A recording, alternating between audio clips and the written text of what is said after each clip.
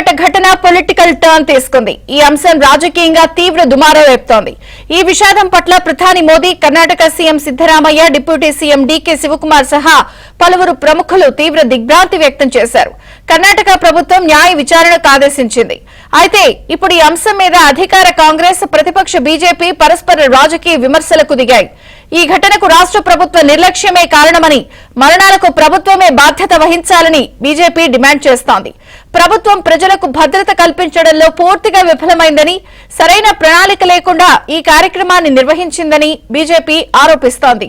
ఈ ఘోర విషాదానికి కాంగ్రెస్ ప్రభుత్వమే బాధ్యత వహించాలని డిమాండ్ చేస్తోంది.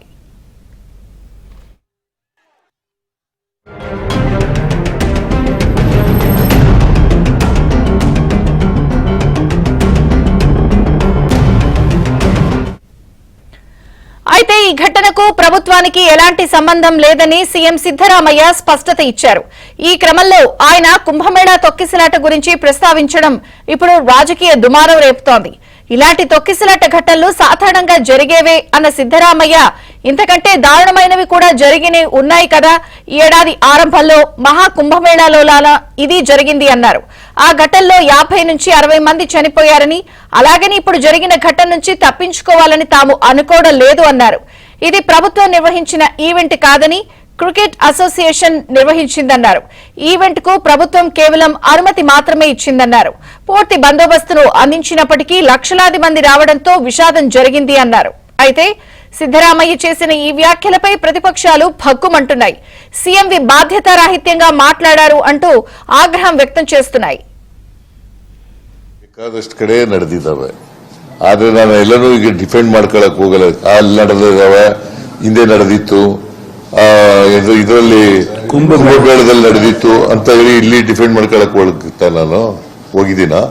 ಕುಂಭಮೇಳದಲ್ಲಿ ಎಷ್ಟು ಒಂದು 50-60 ಜನ ಸತ್ತಿದ್ರು. ನಾನ್ ಟೀಕೆ ಮಾಡಿದ್ದೇನ್ರಿ, ನಾನ್ ಟೀಕೆ ಮಾಡಿದ್ದ? ಯಾರು ಮಾಡಿದವರು? ಕಾಂಗ್ರೆಸ್ ನಿಂದ ಬೇರೆ. ನಾನ್ ಮಾಡಿದ್ನ? ನಾನ್ ಮಾಡಿದ್ದೇನ್ರಿ? ಸರ್ಕಾರದಿಂದ ಮಾಡಿಲ್ಲ, ಕರ್ನಾಟಕ ಸರ್ಕಾರ ಮಾಡಿಲ್ಲ. కాగా ఉచిత పాసులంటూ వదంతులు, స్టేడియం వద్ద గేట్లు మూసివేతతో నెలకొన్న గందరగోళం కారణంగానే తొక్కిసలాట జరిగిందని ప్రత్యక్ష సాక్షులు చెబుతున్నారు. వాస్తవానికి చిన్నస్వామి స్టేడియం సామర్థ్యం 35,000 మంది మాత్రమే. కానీ నిన్న సాయంత్రం అక్కడికి దాదాపు 3 లక్షల మంది అభిమానులు చేరుకున్నారు. పాస్లు ఉన్నవారు మాత్రమే స్టేడియం లోపలికి వెళ్లేందుకు అనుమతి ఉంది. కానీ చాలా మంది పాస్లు లేకుండానే అక్కడికి చేరుకున్నారు. అదే సమయంలో 7వ నెంబర్ గేటు వద్ద ఉచిత టికెట్లు పంచుతున్నారు అన్న ప్రచారం మొదలైంది. దీంతో వాటిని తీసుకునేందుకు అభిమానులు పరుగులు తీశారు. టికెట్ల కోసం ఒకరినొకరు తోసుకోవడంతో తొక్కిసలాట జరిగిందని ప్రత్యక్ష సాక్షులు చెప్తున్నారు. ఈ గేటు వద్దే అత్యధిక ప్రాణ నష్టం సంభవించింది.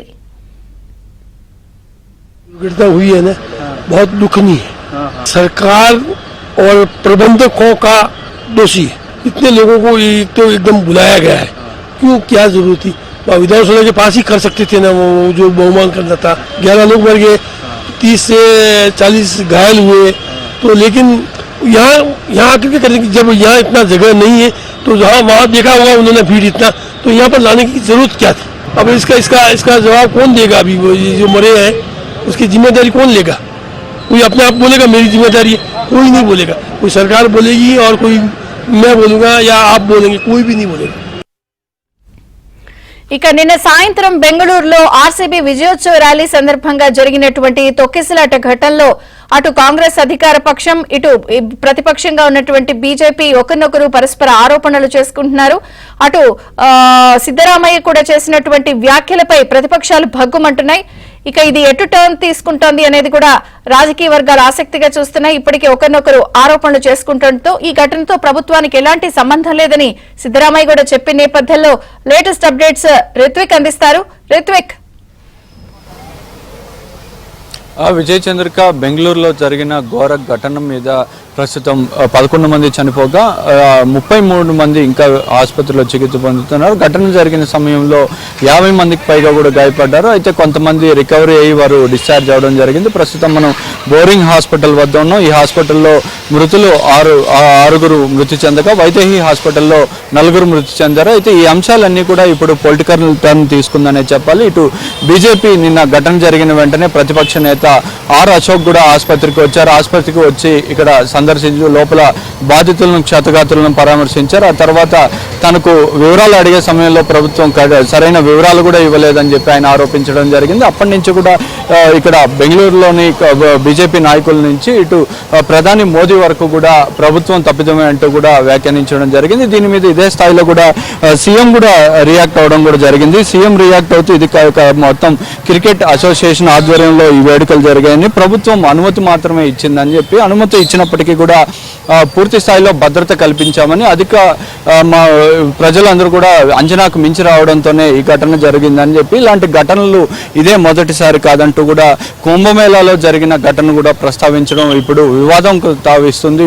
అక్కడ కుంభమేళాలో జరిగిన ఘటనకు దీన్ని 2 పోలికలు చేయడం, ఇలాంటి ఘటనలు సాధారణమే అంటూ ఆయన చేసిన వ్యాఖ్యల మీద కూడా ఇటు ప్రతిపక్షాలతో పాటు సాధారణ ప్రజలు కూడా తీవ్రంగా మండిపడుతున్నారు. దీన్ని ప్రభుత్వం పూర్తిగా కూడా బాధ్యత వహించాలని చెప్పి, ప్రభుత్వం తప్పిదం వల్లనే ఇలాంటి ఘటనలు చోటు చేసుకున్నాయని చెప్పి కూడా ఈ ఘటన జరిగిన తర్వాత నుంచి కూడా ప్రతి ఒక్కరూ ఆరోపిస్తున్న పరిస్థితి. ఇప్పటికే కూడా సీఎం సిద్ధరామయ్య దీని మీద వివరణ ఇచ్చే ప్రయత్నం చేసుకున్నప్పటికీ ఆయన ఆ సమయంలో చేసిన వ్యాఖ్యలు కూడా ఇప్పుడు తీవ్రమైన దుమారాన్ని రేపుతున్నాయి. ఇటు బీజేపీ మొత్తం కర్ణాటకలోని బీజేపీ నాయకులతో పాటు దేశవ్యాప్తంగా కూడా ఉన్న బీజేపీ నాయకులు అయితే దీని మీద తీవ్రంగా స్పందిస్తున్నారు.